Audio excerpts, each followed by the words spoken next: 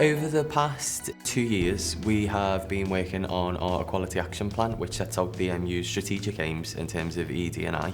And that action plan's been developed with our members, our elected members on the EDI committee, and via our member networks as well. So we're making sure that we're consulting each group of members that the action plan talks about and making sure that that plan contains their priorities.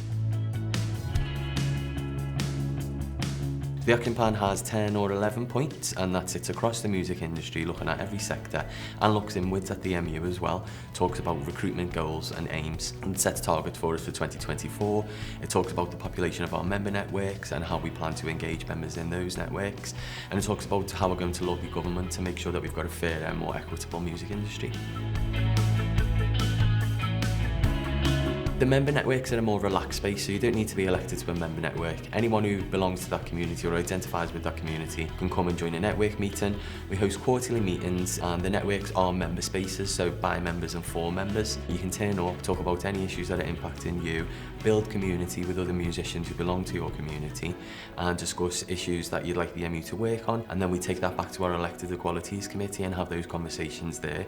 The committee is elected every 2 years, so each member serves a 2-year term, and we have members representing different communities, so LGBT musicians, disabled musicians, black and global majority musicians, and women musicians. And we discuss the length and breadth of the music industry, so our members on the committee will work as recording or broadcasting, or teachers, or classical musicians. It's literally wherever musicians work, we'll have members. And we discuss a range of issues. It could be, quite recently, we've been discussing the impact that the cost of living crisis is having on disabled musicians. And we've been working with different organisations to make sure that governments are hearing those voices as part of that conversation. We've been working with Black Lives in Music on an anti-racist code of conduct and making sure that code of conduct reflects our members' lived experiences in different work settings.